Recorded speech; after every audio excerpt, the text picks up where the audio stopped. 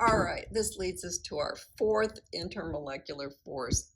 It's the last one, hydrogen bonding. Now I'm just going to review what we have so far. The London interactions are the ones that apply to all molecules, but it's also the weakest force, and a lot of times you never even notice it in comparison to the others. Dipole-dipole you have in a pure substance, and it depends on the polarity of the molecule. We also had the third one we talked about was ion dipole, when you have a mixture so that there is an ion that came from a different molecule than the dipole that we're talking about.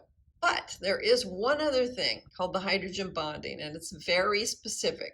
It's very strong, and it's very rare because you got to have particular combinations for it to work. It's called hydrogen bonding. And you can see it's stronger, this 20 kilojoules per mole instead of the 15 we were talking about before. And I call it a special case of dipole-dipole because of it being specific to particular molecules. So here's some examples of what happens if you have hydrogen bonding versus not having it. You can see that if I don't look at these first ones, this looks like a trend that makes a lot of sense. It's just going uphill. But if I look at this, I'm like, well, wait a minute, this one's still going downwards, but these just jumped up. What is going on with that? Well, what is this graph? Let's look at it a little more. It's talking about molar mass and boiling point. Oh, and we remember boiling point. A high boiling point means there's a strong intermolecular force going on. So what we see here is that the ammonia, the hydrogen fluoride, and the water have some sort of extra intermolecular force that methane doesn't. And so we ask ourselves, why is that happening? So we look at water. It's always a good idea to look at water because it's a very interesting little molecule. I've already discussed how it is polar, that this is the negative end and then this is the positive end. The hydrogen is bonded to this oxygen. The other two that we saw on there were hydrogen bonded to fluorine and hydrogen bonded to nitrogen. So those are the three specific times that it will happen.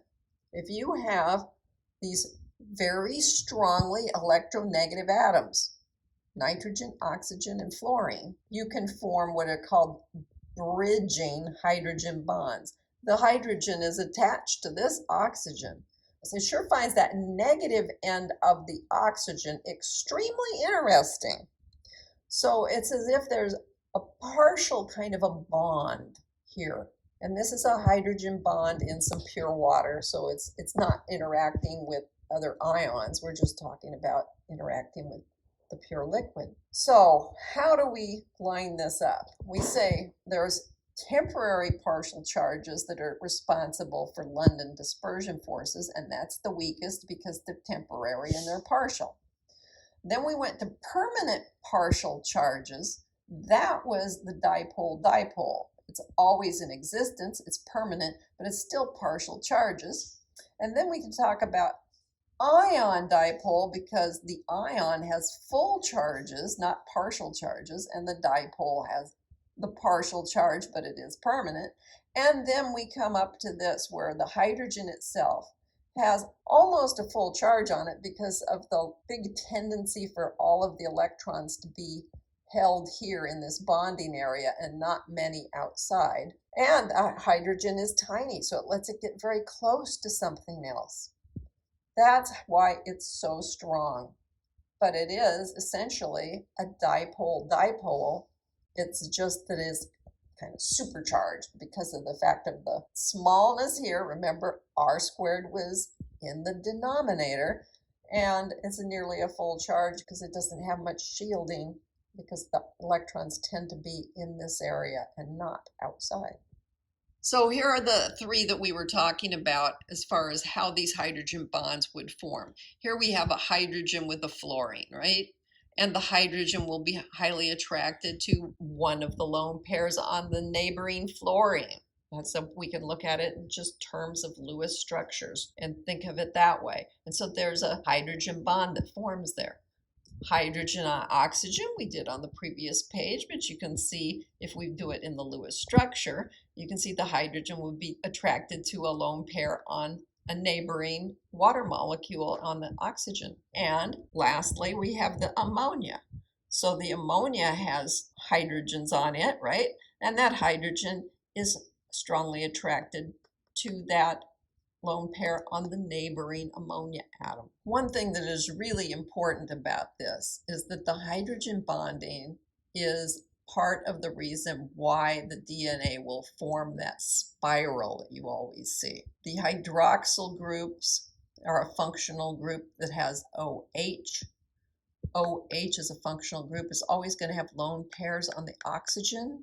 And therefore, if you have water or you have something else that has a hydrogen attached at the end, it will tend to try to do some hydrogen bonding to a hydroxyl group. So let's take a look at something here. These are two molecules. One of them is dimethyl ether and the other one is ethanol. If you look at them closely, you'll see they both have the same molar mass. Okay, fine. And more specifically, if you look very closely, you see each has 6 hydrogens, 2 carbons, and 1 oxygen. They're put together differently, but they have exactly the same constituent elements in the same numbers. So we have 2 different boiling points. Whoa, what's up with that? Okay, we can start analyzing this. Let's just talk about what the forces are. So for 3-star, we're going to talk about the forces. We always have London dispersion forces, but it's very weak. So, okay, we've got London dispersion forces. We'll just mention them because we need to be complete. Now, this is a case where we're talking about the dimethyl ether being pure, the ethanol being pure. So we're not going to be looking at any ion dipole forces because we're talking about pure substances here. There's not 2 things. The ions come from a different thing than the dipoles do.